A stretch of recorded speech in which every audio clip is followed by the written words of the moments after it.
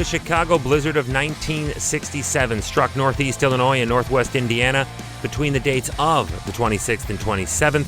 Hi, I'm Chris May, writer, producer, and host of This Day in Weather History, now in its second year from the Weather Network in Canada. The snow started at 5:02 in the morning on the 26th, this day in weather history.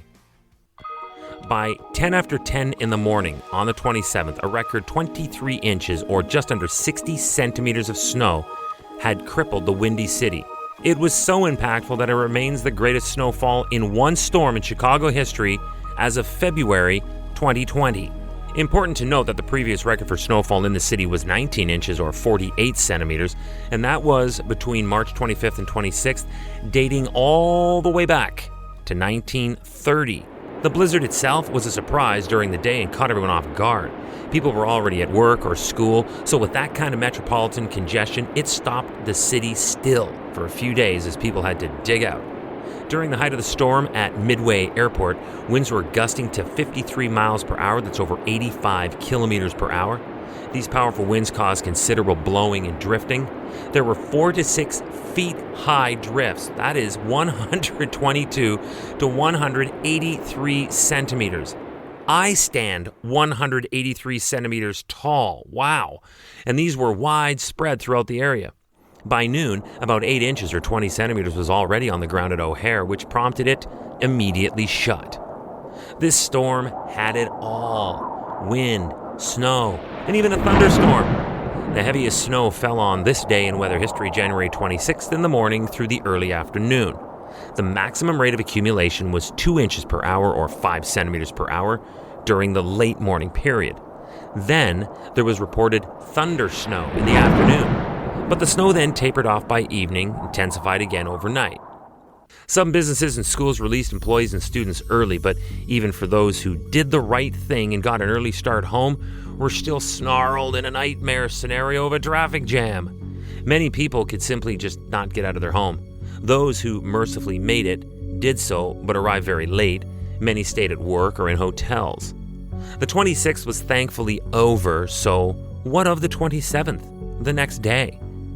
The morning of the 27th came and the city was in lockdown. Any of this sounding familiar? 2020? Anyone?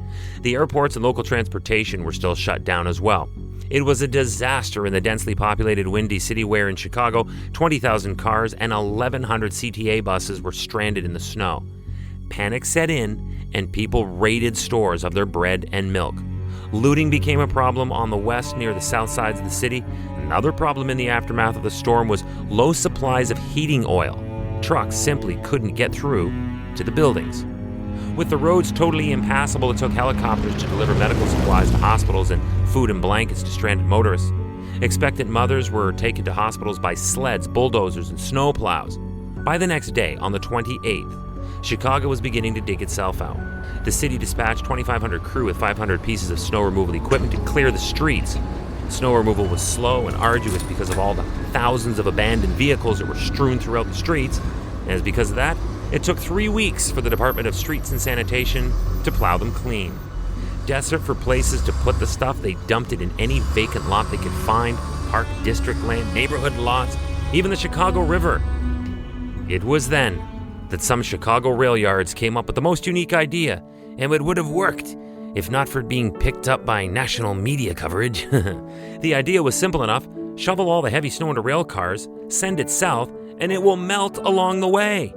But then the story was picked up by national television and eventually reached a 13-year-old girl in the town of Fort Myers Beach, Florida. Young Terry Hodson heard the broadcast about trainloads of Chicago snow heading south. She had never seen snow growing up in Florida, so she innocently wrote to William Quinn, the president of the Chicago, Burlington, and Quincy Railroad, asking him to please send her some snow so she could see what it was. But young Terry didn't realize that the snow was shipped in uninsulated cars because its original mission was to melt. But Quinn thought of this and immediately saw possibly a potential for a brilliant PR stunt. He had the snow switched to refrigerator cars to keep the snow intact for young Terry Hodson in the Sunshine State. Now, let me stop for a moment. I kind of think that because this was not in any way a business move to begin with, that possibly Bill Quinn simply and graciously did this out of the goodness of his heart. Terry became a local hero and a national celebrity. She appeared on talk shows and was quoted in papers across the country. The town of Fort Myers Beach even held a special ceremony for the occasion in which a local hardware store gave her a sled that was shipped to them by mistake. She still has that sled, by the way. All thanks to the snow that fell fast and heavy all the way in Chicago this day in weather history. Tomorrow is January 27th, and we will look back at the year 1938 when the Upper Steel Arch Bridge, also known as the Honeymoon Bridge, also known as the Falls View Bridge, fell into the Niagara River. No more bridge. Tomorrow, on this day in weather history, with me, your host, Chris May.